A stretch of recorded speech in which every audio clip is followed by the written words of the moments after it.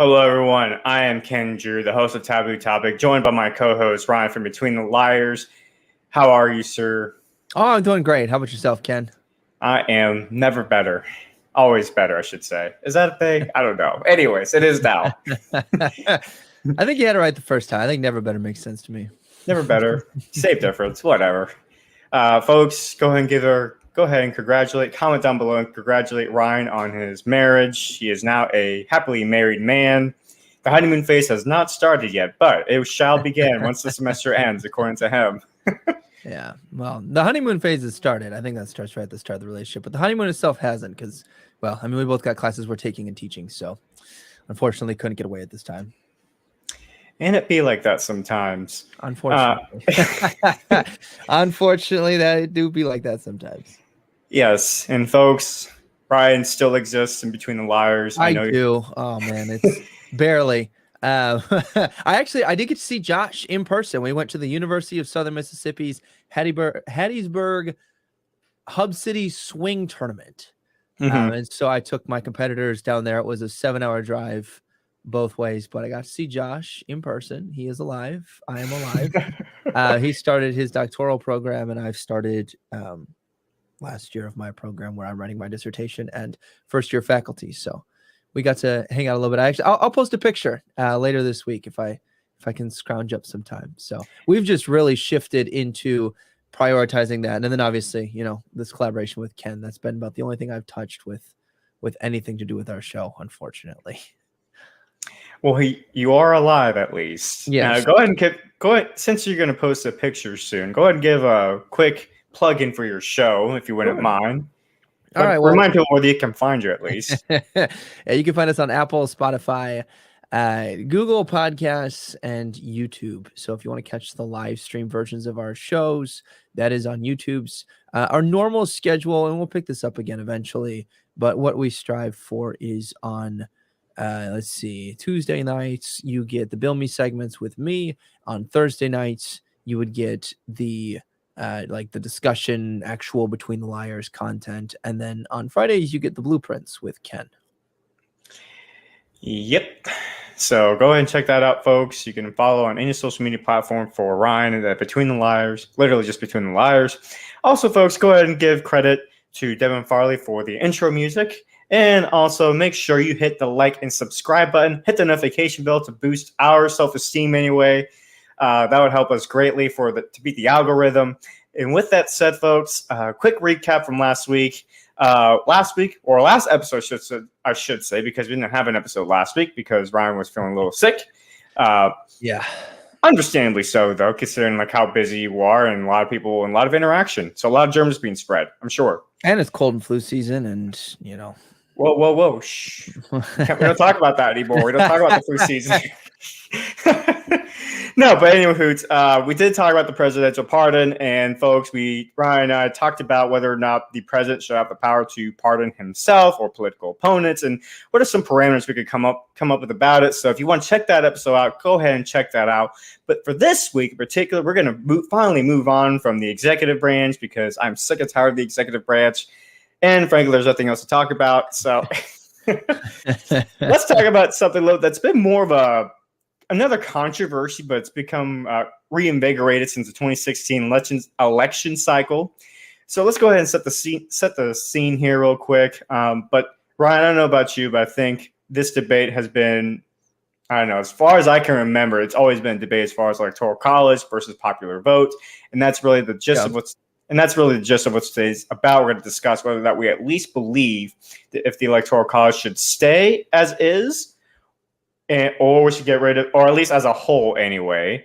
And if we do believe it should stay as a whole, then we'll discuss a little bit about whether or not we think there should be some modifications. And if we do come up with that, that will be next week's episode. So by all means, come check us out next week as well on Friday when we talk about the possible modifications to the Electoral College system that we could come up with. But for this week, let's go ahead and discuss the Electoral College versus the popular vote.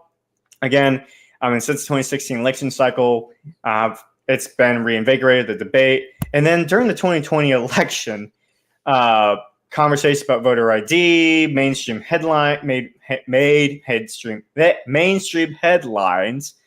And so really the next month or so, really until the ratification process, guys, we're going to be talking a lot about the election. And it's actually kind of fitting because the midterms are coming up as well.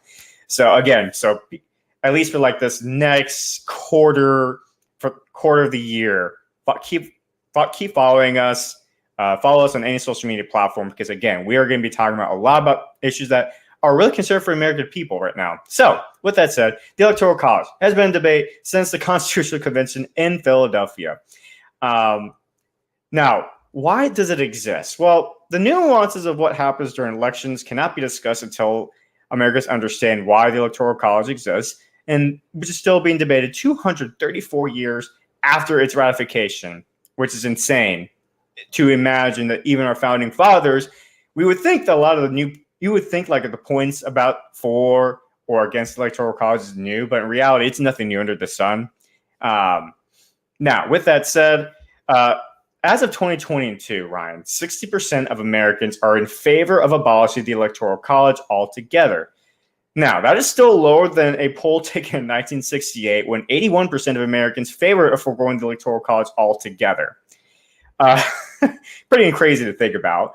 Congress has proposed over 700 bills since the Constitution was ratified to abolish the Electoral College. But why the pushback does it exist? And before I get to why the pushback exists, I want to go ahead and read this real quick. It's called the National Popular Vote Interstate Compact, which basically more or less what it does is let's go back to the 2016 election, right? Where Donald Trump won the Electoral College system with the electors, but he lost the popular vote. Let's say in a hypothetical scenario, Colorado went red. Because Trump lost the popular vote in this National Popular Vote Interstate Compact, if the state passes this measure, then the state would automatically vote. The electorals would be forced, in theory anyway, be forced to vote for the electorate would be forced to vote for the popular vote winner. So Hillary Clinton would still get the 9, 10 electorals from Colorado, despite the fact that Colorado went red, at least with the residents in the state. So that's the idea behind it. And 15 states have enacted this measure. Wait, I'm confused. Back up for 1 second. Why? So in the 2016 election, if Donald Trump, you're saying because, let's say, okay, so like I said, if Colorado would have passed this measure, and Colorado, let's say hypothetically, went red within the state itself, right?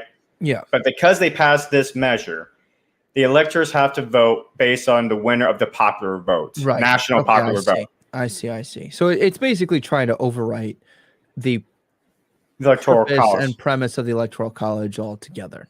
Right. And it's actually stripping away the voice of the people in the state itself. Right. And so 15 states, I should say, have enacted this. So states like Washington, Oregon, California, Colorado, New Mexico, Illinois, New York, Massachusetts, Connecticut, Rhode Island, New Jersey, Maryland, Delaware. You may think, well, Ken, that's all blue states. But let's imagine a state like Washington, where there's been the last 2 presidential election cycles, Trump actually did pretty well in a state like Washington that's been voting blue consistently since probably since the early 90s, I would say, right? And that was during the Reagan eras where Reagan pretty much killed it in the election process, right? But let's say the next election cycle, let's say it's another scenario of like Trump versus Biden, and many people suspect that if that's the case, there's a good possibility that Trump may win. But let's say the people of Washington decide, you know what, we're done voting blue. Mm-hmm. Because the legislators voted to go ahead and pass this measure to where the electors have to vote on the candidate who has the most popular votes nationally, then the voice of the people of Washington gets stripped away, right? And that's electors that should have gone in theory to Trump, but instead is going to Biden, because again, this measure was passed to where the electors have to recognize not the electoral, but the popular vote instead. Yep. Which Yeah. 15 states have enacted that, pretty much weakening and, like I said, superseding the whole purpose of the electoral college system. Well, and you said rightfully so that those are, I believe, exclusively blue states, right? New Mexico is considered a little bit more purple, and there was a few in there that might be borderline potentially. I mean, Washington, Oregon being two that, like you said, they were close, although they've consistently been blue. The other thing that's true about all of those states is that for the most part, they're either blue or they're high population or both. So, for example, what the popular vote benefits is high population states. You will never see North Dakota, South Dakota, Montana pass a bill like this that would completely destroy their voice. I can't imagine that ever being the case, because the states that want this are California, New York, because what will happen is if we if we switch and we become a popular vote for the president, the flyover states will remain flyover states. Your voice will be irrelevant. Los Angeles, New York City, Chicago, those will be the cities, Washington, D.C., they'll be the areas that determine elections. And while the criticisms of, voices that are not being quite as heard in the electoral process, that's true. We can talk about that. Mm-hmm. It's equally so that you're not going to fix the problem. It's not like now everyone has a voice. You just shift it. So that's what we call in debate a trade-off disadvantage, right? So you just have a different group of people. And of course, logically, the ones who are in favor of this type of a shift are the ones whose voices would carry more weight with this, right? So I think it's important that in addition to the observation that those are almost exclusively blue states, they're also almost exclusively high population states. Like Illinois is red outside of Chicago. Minnesota is red outside of Minneapolis and Duluth. New York has a lot of blue areas. New York City, and I think, I correct me if I'm wrong, but I believe like Queens and some of the other more populous cities also. And that's just also a typical pattern in the U.S. Your bluest areas are going to be the cities, and within the cities, the bluest of the bluest areas are going to be on your college campuses. When you get to more rural areas, they tend to favor more conservative ideals because a lot of those areas become farmland, and those people like the ideals that the candidates who tend to fall in line with the GOP tend to support. Now, you can find exceptions to that all over the place, but that if we're going with general trends, that's how that tends to be. So, I mean, I did want to just interject there real quick that it does favor the people who live in high populous areas. So it would follow that they would be in favor of something like that. But you won't see, the farmlands of Illinois or North Dakota or South Dakota or Montana or Nebraska or Kansas voting for a population vote when their state becomes irrelevant because they don't have populations. Those states are known for agriculture or for something else that's not people-based. And that's something, I think you touched on something as far as like the whole purpose of electoral college, right, is to protect the states with smaller populations. Mm-hmm. And let's go back to the founding fathers real quick. Like, as far as like setting the stage for this episode, the electoral college was actually another compromise by the framers at the time. There were framers who wanted the popular vote, but concern arose from the idea that states with larger populations, as you alluded to, would have too much of an advantage over smaller states with smaller populations. Then there was like the aspect of a lack of education that would give some states a disadvantage. And lastly, southern states were worried about northern states having an amplified voice because of the scenario of slaves not being able to vote. Some were, but due to the compromise, they only counted as 3/5 of a vote. Thus, the Electoral College was born as a compromise. Right? That was my baby impression. Anyways, now with this system, people in the states have a direct vote on their preferred presidential candidates. So the popular vote still exists within the state itself. So let's say the people of California or the people in Florida, they decide to vote for Ron DeSantis for the presidential candidate over Joe Biden, right? Then the people in the popular vote would then go to the electors, and the electors have to vote based on the popular vote. That's so the popular vote still matters. Yep. It's just in more indirect way to have your voice heard. It's basically saying like, all right, so the people of Florida decide they want, Ron DeSantis to be the president of the United States, whereas the people in Illinois, they want President Joe Biden to be the president of the United States. That's basically what the idea of the popular vote in the electoral college system is. And based on the amount of, and the electors anyway, they represent the population. So the amount of electors that represent each state is based off its population, the total number of the state representatives in the House plus 2 from the Senate. So Florida, for example, has 28 total representatives. Thus, if you add another 2 for the Senate, Florida gets 30 electors. Okay. Simple enough, right? Now, whoever has the most votes votes as far as electors wins the presidency. So that's why you've had scenarios where, like I said, Trump in 2016, the most recent example, won the electoral college because of the electors, but lost the popular vote. Yep. And if you see a map from 2016, which I'll get to in just a second, but if you see the map, Trump it was pretty much like a red wave. It was a sea of red as far as geographic, and I'm sure you've seen the map too as yourself. But Trump actually ended up winning 83% of the counties in 2016. He won 2,600 counties total compared to only 500 for Clinton.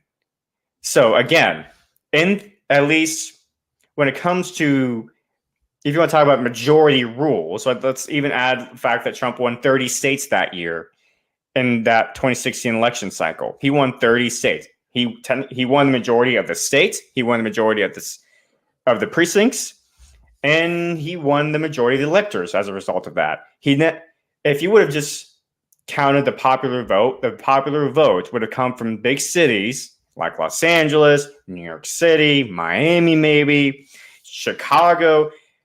Now, if you're someone who is supporting of the national popular vote, I would ask you why that is. As I've asked that question when it came to the judicial branch, in the sense of, is it because your preferred candidate didn't win, or is it because you genuinely believe this is the most fair system, as far as having a national popular vote? Because to me, Ryan, it's not fair if, let's say, again, 83% of the precincts that Trump won, or the counties, whatever, that Trump won in 2016, he won those, but because of the city like Los Angeles and New York City can pretty much like supersede everyone else's voice, Hillary Clinton would become the president in a scenario of a national popular vote. And this is what I understand of the support of the popular vote.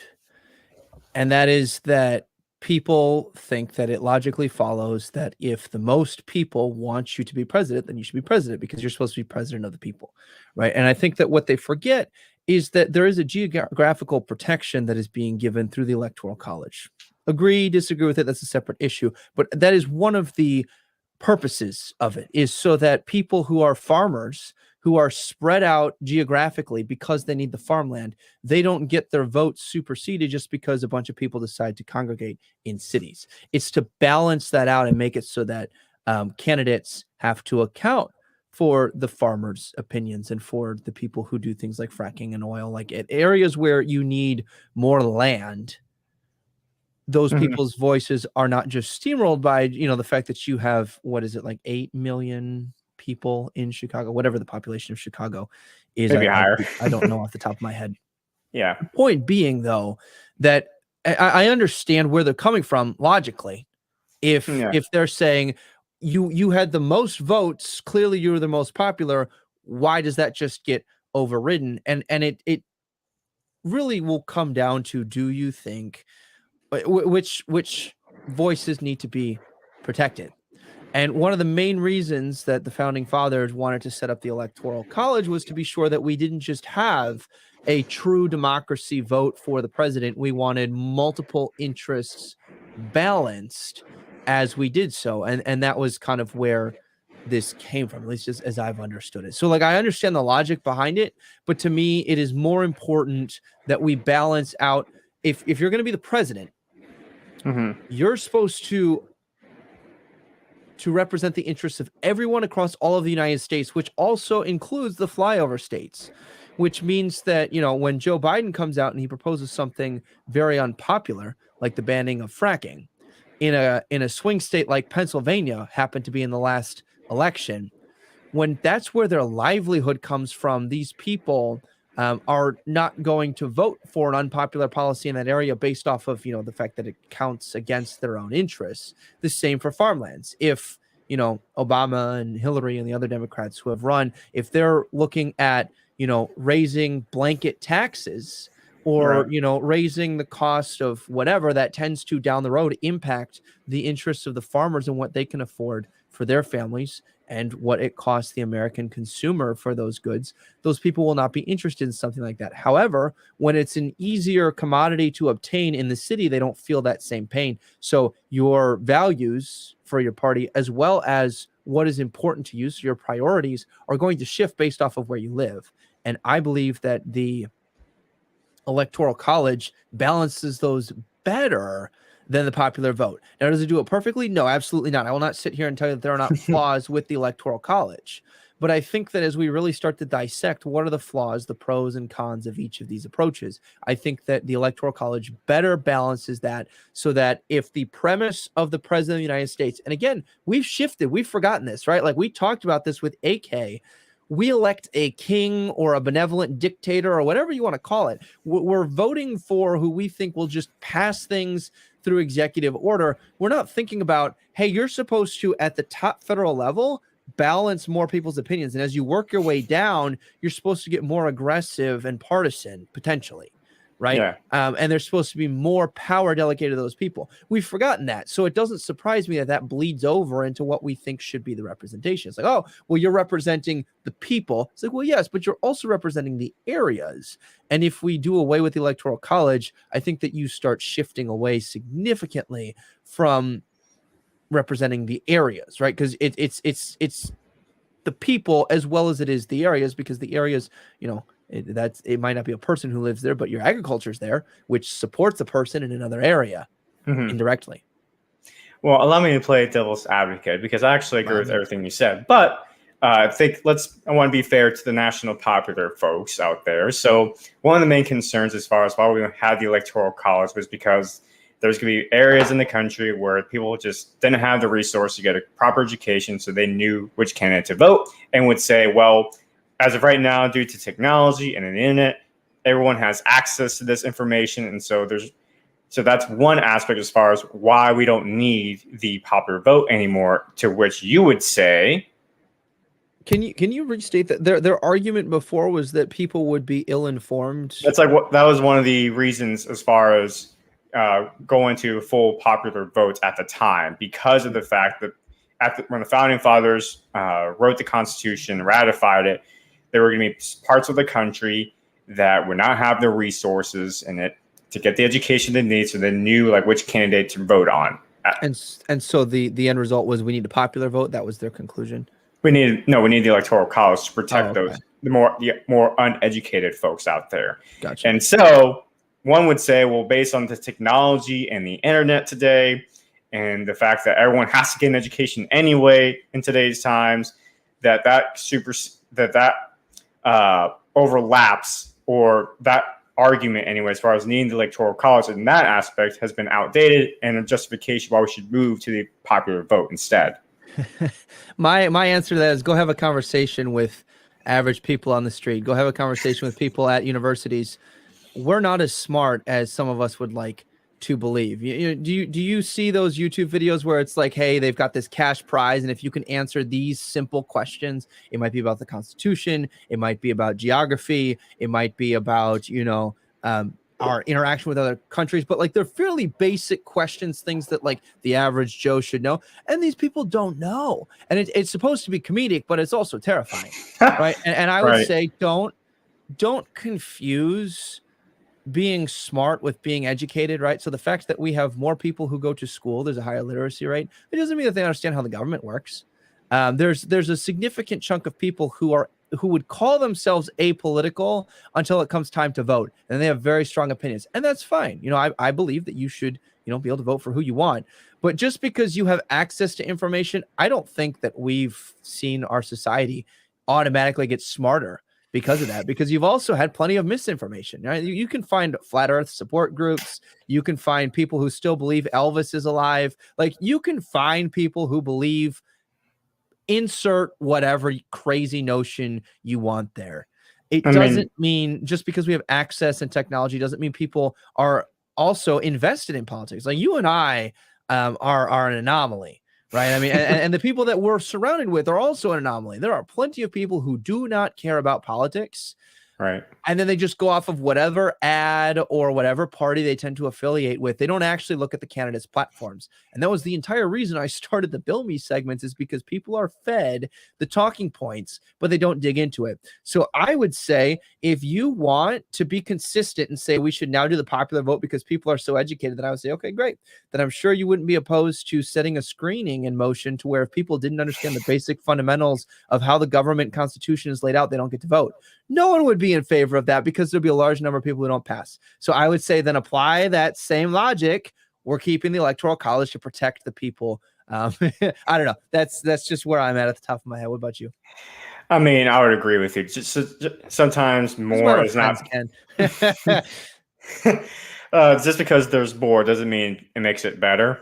Sometimes less is better, and sometimes, I mean, there's some misinformation from the liberal establishment media, and there's some misinformation on the right as well.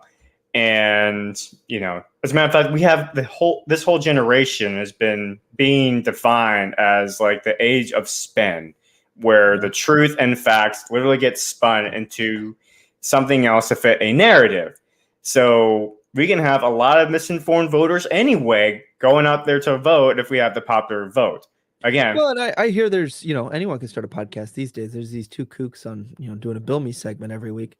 That people might get misinformed by us. They might go vote. I don't know, Ken. I don't know what kind of reach our podcast gets. I mean, you just misinformed the audience. Say this is Bill Me, so this is Blueprint. Oh no, I meant the Bill Me segments that I was talking about. I did not misinform. I was saying that my segments that I started that dive into the bills. Let me fact check the fact checkers here. What I was referring to is I started segments that dove into legislation because people were going off the media. Now, I might have misspoke.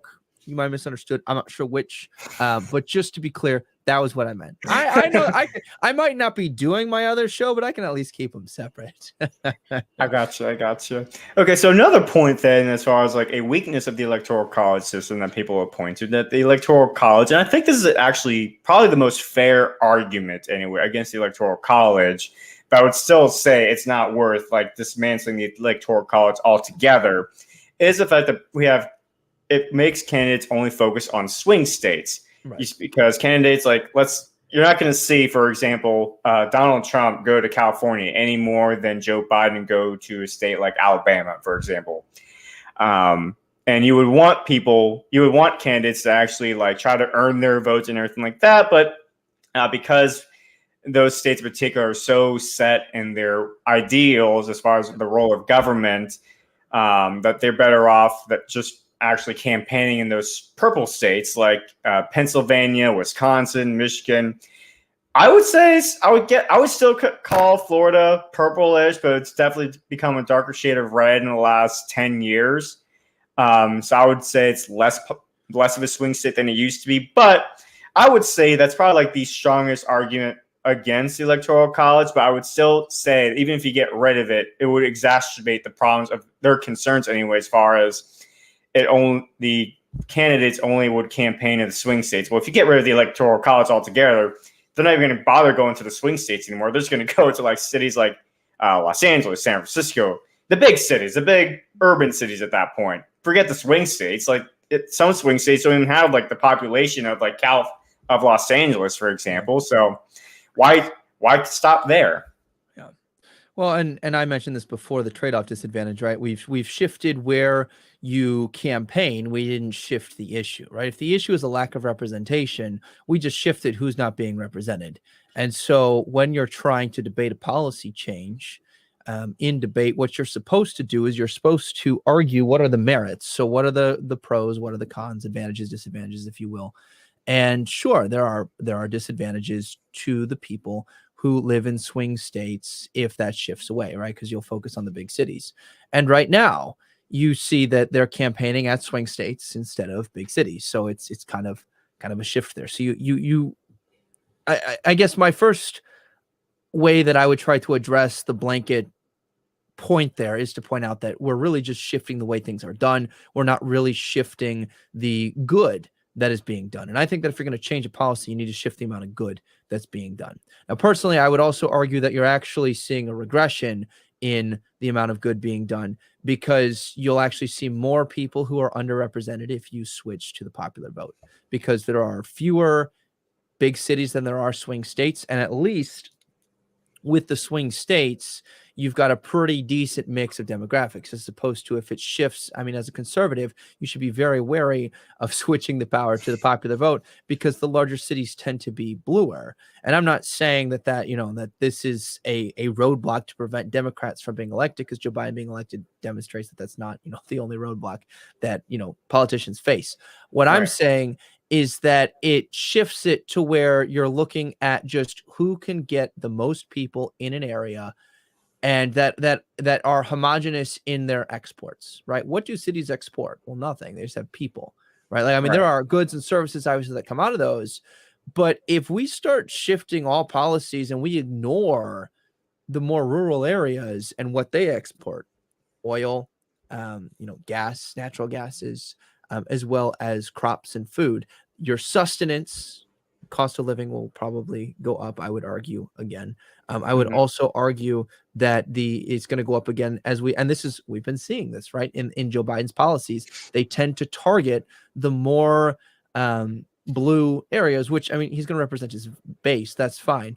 But what's happening is it's not looking after the interests of other areas. And I think we would see this to an exasperated point. Now, also, I would say, all right, if your goal there is to address the popular vote, I would say, well, what would shift, right? If we, and that's that's an open-ended question. Feel free to comment below or DM us. What would shift if we hypothetically went over to this? Because what I'm thinking would happen is, sure, you'll see them campaigning in a different area, but you're not fixing the core issue, right? If the core issue is you're not being represented, then all you're doing is you're giving them a different target. You're not changing the policies per se. You're not changing politicians' motivation to maintain power. You're because they are naturally going to go for the biggest bang for their buck. You shift the rules, you change the rules, you're going to shift the outcome, but you're not shifting our core concern. So that's why I would caution people, right? Aside from the disagreement that I have there, I obviously have a motive here to keep it the same. But if we're trying to do a value-based negotiation, what is your value here? What would you like to see changed? If it's more representation, I don't see that being achieved by shifting to the popular vote. You can argue that quote unquote the people's voice would be represented, but it again depends on, do we have an agreement on what the people's voice is? Because I believe, as the Constitution was written and why this was set up the way that it was set up, the people's voice is the majority of the United States demographics across the U.S., across all the different areas, rural, city, etc., not just the people who are clustered together. Right. And I also don't know that, if you're saying, well, they would, I don't know, if the people who live in the big cities, right, tend to be blue anyway, well, then why would we really need to shift that anyway? Like, why? I feel like a politician might also, and this might be a question that doesn't necessarily go towards one side or the other, but something to think about. If they're like, oh, well, Los Angeles is obviously going to vote blue, that's what they prefer, then why would why would one politician or the other try to campaign for it? So I don't know. I don't know how this would shake out, but I would be inclined to think that yes, you would just be changing the rules of the game, not really the outcome for a better one for either side. That's an interesting point to think about, as far as, like, even if you got rid of the Electoral college altogether, I mean, what incentive do the candidates, let's say a Democrat, because they tend to vote blue, the big cities anyway, right? Right. I don't remember the last time a big city voted red, so let's say blue for now. Fact checkers, correct me if I'm wrong. Anyways, you're to my knowledge, you're correct. Yeah. And so, because it's pretty much like a known fact out there, then what incentive do any presidential candidate have to actually campaign in those big cities anyway? I mean, honestly, like if I knew as a Republican that cities like Los Angeles, New York City, Chicago, like they're going to go blue anyway, why would I bother trying to campaign at all? And then we run the risk of a possible like one party rule at that point, which could lead into a dictatorship, and that's the danger of a pure democracy at that point. It is. Well, let me step on a few toes here. I would caution people against changing the rules because your political candidate wasn't the one who was elected. I know that's a tough pill to swallow, but I would caution both sides. So right now I'm speaking to people who fall more towards the left, the center left, whatever side. And I'm sure there's probably some conservatives as well who are in favor of changing this, but don't change the rules just because your side isn't winning, because let's take a look at how that historically has worked out. So first and foremost, we had the Democrats decided that when Barack Obama was in office, they didn't have enough of a majority for them to confirm the federal justices, not Supreme Court, but federal justices. So they nuked the filibuster and made it a simple majority, which also carried over to the Supreme Court. It was all federal appointments. Well, then the moment that Republicans got to wield that weapon, and it absolutely cut against what the Democrats wanted, it bit them in the butt. We also saw this with rules such as electors, when your slate of elector goes to confirm your state as for one party or the other, they've now started passing laws in the wake of the 2020 election. Some conservatives jumped ship and they went rogue, as was their I don't know if it was constitutional right or just their right under their establishment there. Let's go constitutional right to not vote for what their state had represented. Now, do I think they should do that? No, but they were allowed to. And the Democrats have started pushing legislation now that they can't do that. And what they either forget conveniently or maliciously, I'm not sure which, is that when Hillary Clinton lost in 2016, there were Democrats who jumped ship and they voted for Hillary Clinton when their state said they wanted Donald Trump. So this is not a partisan issue, is what I'm trying to point out here, right? Each of these things I'm pointing out is not a partisan issue, but the Democrats are the one who pushed for the radical reshaping of either the social norms or the actual legislative rules. Mm-hmm.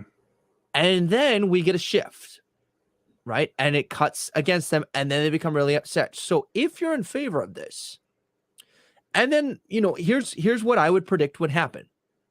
You would see more Democrats elected, and it would favor them until the policies of Joe Biden and the radical left stop becoming popular and they push the cities red, or at least red enough that they're not voting for what the people who are in favor of this legislation want. And then they're going to be stuck with this new way of doing things. And I don't think it'll sit well for them then either. So anyway, the big point being here, don't vote for a change just to reach your end goal. Think very carefully about when this shifts, because it will. It always shifts. Right. Are you going to be happy with the system, or is the system going to be more problematic? Personally, I would think that it'd be more problematic, because I think that we would undercut, and it just so happens right now that it coincides with the more conservative values. But if you change it, it's only a matter of time until stuff shifts. Things are not stagnant. When you shift the rules this drastically, they're not always going to line up. You might have a couple of election cycles, but it will change, because it always changes. Parties always change. Areas tend to change. Strongholds tend to remain strongholds, but they'll even shift in how much of a stronghold they are. So big point here being, be very careful going along with something, voting for something, supporting something because you think that it would have had a better outcome, when in reality, it's not necessarily going to be a bigger system that you can stomach. Now, if you can stomach that system, great, vote your conscience. I encourage you to do so. And like I said, we run into the risk of a pure democracy. The risk of a pure democracy is a possible dictatorship, one-party rule. And that's something that the Founding Fathers did not want. Yep. And that's why we ended up having a republic instead of a pure democracy, a constitutional republic or a representative democracy. Same thing, same synonyms, whatever you want to call it. But we don't want that. And state like California, for example, like once upon a time, they were a solid red state. Once upon a time, during the Nixon all the way through the Reagan years, they voted red. As a matter of fact, the last time they voted red was actually back in 1992 when George H.W. Bush won the election the first time around. And actually, as far as governorship is concerned, they even voted red when they voted for Arnold Schwarzenegger in 2003. Yep. So states can change. Texas right now, as you were alluding to earlier, as far as like it could still remain a stronghold, but maybe it shifts in the sense of how strong of a stronghold it is. Texas is still a solid red state, but there's been more conversations of Texas being more purplish or turning more blue in the last recent years. Yep. And thus you have some conservatives at least a little worried anyway. I'm not so worried personally because the Texas population has a lot of Hispanics, and Hispanics are going red now. You want to talk about shift, right? Hispanic, like demographics, communities in particular, like they shift votes, they shift as well. So we're seeing Hispanics shift more red. So that's why I have like no real concern about Texas. But I will acknowledge that Texas has become a little bit more blue in recent years, mainly because we have blue residents from states like California moving into Texas and bringing their blue policy or blue ideals with them, not realizing that those ideals are the same ones that destroyed their state and forced them to leave. I digress. Anyways, but then you have like the state like Florida, for example, right? It was more purplish when I graduated high school in 2015, and now it's become, like I said earlier, it's a more solid red state. It's not so much of a swing state as much anymore as it once was. It's becoming, I would say, a Republican stronghold now. Probably what, honestly, a lot of people say Florida is the new Texas because of that. Well, and everything you're mentioning is the result of coalitions and bedfellows is what that would be. So the coalitions that are formed, there is a coalition. Several election cycles ago, there was not this strong alliance with the LGBTQ community and conservatives, but they have found mutual enemies that they formed coalitions with. And that is part of the reason that this has gone the way that it was. Here's a crazy idea of how both parties can stop getting people to flee from them, right? Because because it's going to shift and then it overcorrects. So as we shift towards more red, then the crazy reds are going to come out, right? The more fringe people will be emboldened, and then we'll shift back. And this is the pendulum that we keep seeing swinging back and forth, which is why when it's swinging away from your party, the answer is not to go crazy and nuke the system. The answer is to propose more moderate policies. Crazy, right? Whoa. But like, I know, crazy, at least at the federal level. Right.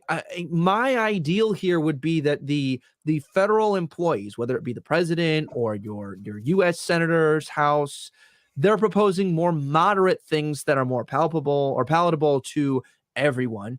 And then, you know what? California wants really blue policies. Do that at the state level. Tennessee wants really red. Do that at the state level. That was the way this was designed. But don't nuke the system because people are running screaming from your party. They're not running screaming from your party because you have a D or an R after your name. They're running because of the policies you choose. So if you see people running away, maybe rethink policies, right? When Republicans, if they want to garner more votes and their more radical policies are not popular, tone it back. When Democrats start seeing the same thing, tone it back. Like, I feel like the answer is not to nuke the system. It's less radical policies that are more palatable to more people. And I think you and I can agree then that as far as keeping the Electoral College as a whole should be kept, the national popular vote would exacerbate the flaws of what we already see with the Electoral College. Yep. I think at least for this episode, we can finish on that as far as the agreement, and we'll give you guys a little springboard for next week. And so, Ryan, what flaws do you have with the Electoral College as a whole? Because we both acknowledge there are flaws with the Electoral College, and I mentioned earlier as far as the whole swing state flaw, like the presidential campaign candidates, only campaign in swing states, and thus, really, it's really an election of swing states, really. Yep. And I would venture to say that even as we've been talking about big cities, right? I still think big cities have too much powers within the state as far as how, like, I don't think it's fair that a state like Illinois, Chicago pretty much decides the whole election for, at least when it comes to the federal election anyway, they pretty much decide which way the vote goes electoral system wise. I think that my big issue that I would point out is there is a problem that comes when there is a cognitive dissonance between the popular vote as representation versus the electoral vote as representation. I think that if we could find a way to make those a little closer together without that big dissonance between the two, that it would be better not just for the health and well-being of the election system. I think that it would also take away the fodder that that politicians have in their election cycle to focus on that as it's a non-issue, right? Like the big issue is your dumb policies of all politicians everywhere. It's not the system itself, in my opinion. So I think that, the issue of the electoral system being so distant, right? Because they can look to it and say, well, we're not representing the will of the people. And then the other side says, well, you're not representing the will of the people. I think if we can make that a little bit more congruent with each other, then it would force politicians to actually focus on doing their damn job. So that's why I would say that's an issue. But I would also include in there anyway. So kind of going back to the swing state argument real quick, for the states that are not swing states, it allows the, at least parties anyway, who have that stronghold to pass more, perhaps what the average voter would consider to be more radical legislation in particular. So a state like California could pass a proposed bill right now that could be passed that would allow basically the killing of children past birth. And they still call it an abortion, air quote. And then you have like a state like, I don't know, let's say hypothetically, Kentucky decided to go ahead and pass legislation to where the people could buy tanks. The average voter would probably think that's a little extreme, but because those are strongholds, and that's the part that continually gets elected, they can get away with it. I feel like to an extent anyway. And you can make the argument that it is the voters' responsibility to vote these people out, especially when it comes to primaries. We can make that argument. But for the most part, going back to the whole educational aspect, while we had electoral college to begin with, most people either just don't care about politics, they don't care to look, they just kind of associate as far as voting wise, basically based on whether they have the R, I can't do the R with my hands, or the D. And so I agree with you. There's got to be something to where like the two worlds like come closer together, and there's more, it forces candidates and politicians, leaders anyway, public servants become more moderate and policy making wise. And I would also venture to say that with the popular vote within the states, let's say again, a state like Illinois, the smaller counties in Illinois, a lot of people will probably feel discouraged because they know, or they feel as though their vote will be drowned out by the people of Chicago. So a lot of them don't even bother voting to begin with. And I personally want to create a system to where the little guy essentially gets incentivized and gets emboldened to vote because they feel as though they have a chance to have their voice heard, or a better shot at having their voice heard. Makes sense to me. All right. Well, that's a foreshadow of what's next week's to come. I have some proposed changes to the electoral college system. And I guess I'll go ahead and finish off by asking you, do you think there should be some changes in electoral college by itself?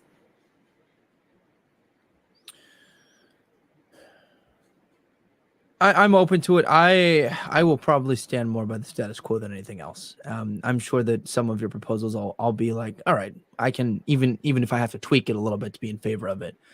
But generally, I would say I think that even just going back to the little guy not being represented, I'd say, well, again, someone will always not feel represented. So I don't think that there's much we can do that will create a significant shift towards a positive change. And there I am sounding pessimistic, but not with the full on gutting. So I'm interested to talk with you about the nuances that you'll bring. Not saying I'll be opposed to them, but I have very few proposals myself, if any. Making me sound more liberal in this case then. So that'll be interesting, folks. Folks, make sure to hit the like and subscribe button on this YouTube channel for Taboo Topic and Between the Liars. Hit the like button, hit the notification bell. Most of us don't do it, but again, help our self-esteem out, boost our self-esteem by hitting the notification bell. And lets us know that you love us and you think we're creating great content for you. And also helps us beat the algorithm because let's be honest, we are conservative voices and the algorithm does not like our voices to be pushed out there for the audience to hear. So if you think this is something that people need to hear more and you want a blueprint, an actual visual, what it means when a conservative talks about a smaller government, whether you're conservative that has no idea, or you're a liberal, you're just curious as far as what it means when a conservative talks about having a smaller government, at least with Ryan and I, you have an idea. So Ryan, if you wouldn't mind closing this out. Sure. All right. Remember, you can find us on Spotify, Apple, YouTube, Twitch, and Google Podcasts. Follow our social medias to stay updated at Kenjin_Express and at Between the Liars. If you enjoyed the show, give us a 5-star review and share us with your friends. Ken said it best. Subscribe to our channels. Help us envision a smaller, better, more accountable government. And that starts with the blueprint. We'll catch you back here next week.